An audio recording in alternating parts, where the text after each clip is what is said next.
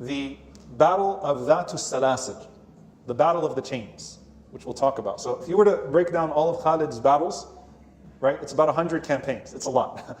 We're not going to be able to cover all of them, so I just want to sort of focus on the main ones that represent a turning point for Khalid radiallahu ta'ala anhu and the Muslims. Dhatu Salasil, the battle of the chains. So Khalid radiallahu ta'ala anhu eyed, basically they're going into the southern area of Iraq. Okay, the Persian Empire, of course, has Iraq as well. And the center of the Persian Empire at the time is actually in Iraq. It's not in what is modern day Iran, right? It's actually in Madain, which would be close to Baghdad and the center of their empire. So he initially sees, Khalid radiallahu anhu targets what's known as Al-Ubulla. Al-Ubulla is the main port for the Persian Empire. And Khalid radiallahu ta'ala anhu makes his move, and he sends a letter to Hormuz. Hormuz is the commander of the Persian Empire under Kisra, who's the main head, so Hormuz. So he sends a letter to Hormuz, telling him, giving him basically his options, right? Submit to Islam and be safe, aslam taslam, or agreeing to the payment of the jizya, and you and your people will be under our protection, or else you have only yourself to blame for the consequences. And he says to him a very famous sentence. He says, لَقَدْ جِئْتُكُمْ بِقَوْمٍ يُحِبُّونَ الْمَوْتِ كَمَا أَنْتُمْ تُحِبُّونَ الْحَيَاةِ. That I'm bringing you a people who love death as much as you love life. Like, we're not afraid of you. Hormuz gets this letter and he's like, really? These little Bedouins, right? We've been pushing them around and beating up on them all these years. In fact, Quraysh was basically a client of the Persian Empire, right? Like, these guys think they can fight us back now. They think they have a chance against us. So Hormuz sends 20,000 fighters in chains and in heavy armor. Now, what does it mean to send them in chains? The Persians had a very interesting battle tactic. They had a lot of numbers. And what they would do is they would put chains across their own legs, all right? To where they were like a wave, a fort that could not be moved. And they would overwhelm you with their numbers. Okay, they'd move towards you and they were chained to each other. Not fully like chained, but they would have a cuff on one leg to the next person. They were chained to each other. And they would come forth with their swords and with their advanced artillery.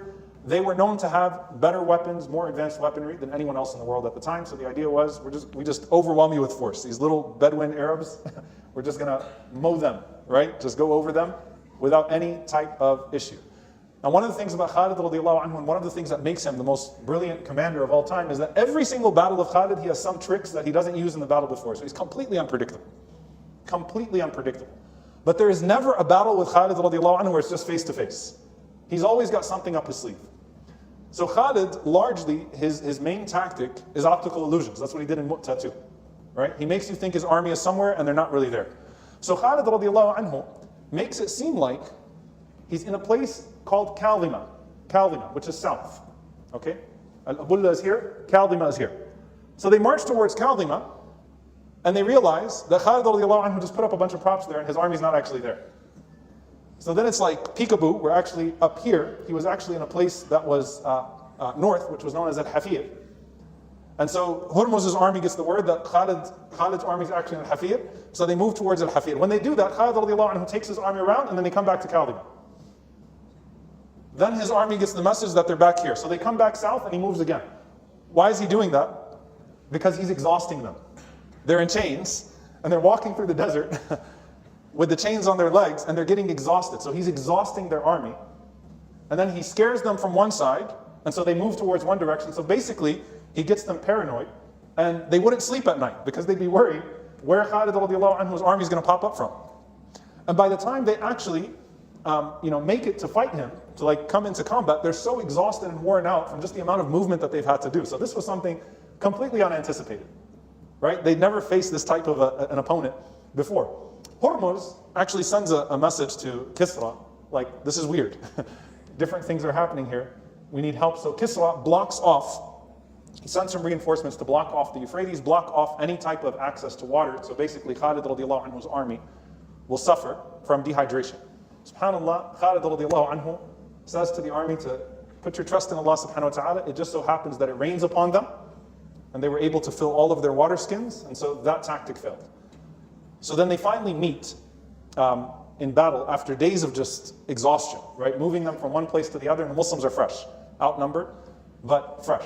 So Khalid radiallahu anhu's tactic was attack, retreat, attack, retreat, attack, retreat, attack, retreat. So it's all of these false attacks to where they're just tired, okay? And Hurmuz wants to make a statement. So Hurmuz calls out for Khalid.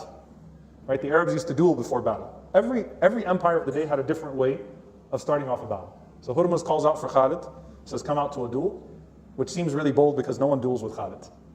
But Hurmuz has planned that he actually tells 3 of his most skilled fighters to stand in the front row, and once the battle starts, he basically is going to trick him and then come out and just kill him. Right? Come out and kill him before the battle even ends. Right? Before the duel ends.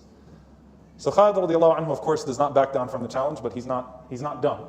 Right? Khalid radiallahu ta'ala anhu comes out, and just after a few swipes, Hurmuz, who's also a skilled fighter, a skilled general, he tells them, you know what, let's drop the weapons, let's do hand-to-hand combat. Right? All right, fine. Khalid radiallahu anhu drops the weapons, Hurmuz drops the weapons, and as soon as they basically fight hand-to-hand, in hand-to-hand combat, the 3 men rush. Al-Qa'qa' radiallahu ta'ala anhu was onto their plan. So Al-Qa'qa' would rush as soon as they rushed, and subhanAllah, the 3 men got there before Al-Qa'qa' in the duel. Khalid was so strong that he basically picked up Hurmuz and used him to protect himself until Al-Qa'qa' radiallahu anhu came and he finished them off. And then Khalid killed Hurmuz, which was a huge sign of defeat for the Persian Empire. Like, to lose your general in the duel in the very start is extremely demoralizing. They're already exhausted, their legs are in chains, and so when Khalid radiallahu anhu kills Hurmuz, it basically already signifies their defeat. And after Hurmuz was dead, it took them very little time to basically decimate that particular army, and that was the first defeat, right? Which was Dhat al-Salasil, the Battle of the Chains. A major defeat. They come back with the ghanima, by the way, the spoils, and they say that was the first time Medina saw an elephant, because they took one of the elephants as well, and brought an elephant with them back to Medina from the spoils of battle. You also had some of the Persians that converted to Islam after this. So some of the soldiers convert to Islam, some of the people convert to Islam. But Khalid radiallahu ta'ala anhu continues his advance into southern Iraq at the time. You have what's known as Dhat al-Nahr, the battle of the river, where once again Khalid radiallahu ta'ala anhu was able to take from the area of the Euphrates a position and is able to kill up to 30,000 Persian soldiers according to some of the narrations. And one of the tactics that he utilized was Khalid radiallahu anhu took out the generals first, because he kind of realizes that the generals are the morale of the Persian Empire, that they had a great emphasis that was placed on the generals. So Khalid plots on the generals before he plots on the others, and he thinks about their morale before he thinks about how he moves forward. Then he moves to central Iraq, which is at the fort of Anbar. The fort of Anbar is only about 80 miles away from Babylon. Khalid radiallahu anhu sees this huge army right at the fort. And he's like, I know exactly what to do. He brings 1,000 archers and he says, take out the eyes. The skilled archers, he basically takes out the eyes, and it actually became known as Ma'rika al-Uyun, the Ma'rika of the Uyun, the battle of the eyes, because Khalid radiallahu anhu basically blinds that army and then attacks them, and Khalid radiallahu anhu takes that position as well. So he's moving through, and Kisra, who's the head of the Persian Empire, who's obviously been fighting the Romans this entire time, is like, what is happening here to where all of a sudden we're incurring this type of loss here? And Khalid is employing a different tactic every time. We can't figure him out in this regard. And there's also, subhanAllah, narration, it's in Fadal al-Sahaba by Imam Ahmad rahimahullah and others, that they reached an area of Al-Hira, and the Majus had a lot of magicians. So they told Khalid radiallahu anhu in one of the battles, they said, look, if you drink our poison, we'll surrender to you. Khalid radiallahu anhu said, give me the poison. He said, Bismillah, he drank the poison, nothing happened to him. Right, throw it to the side. Don't try this at home. If someone gives you poison, first of all, the narration has some kalam in it, has some words about it. Secondly, if someone gives you poison, don't say Bismillah and drink and say, nothing happened to me. You're not Khalid bin Walid radiallahu ta'ala anhu. Right? And the Sahaba had karamat, so if anything, this was a miracle of one of the companions, but the point is that it completely humiliated the Persians, and the Muslims had even more confidence, right? After Khalid radiallahu anhu basically said, that's the best you've got, tossed it aside like it was nothing.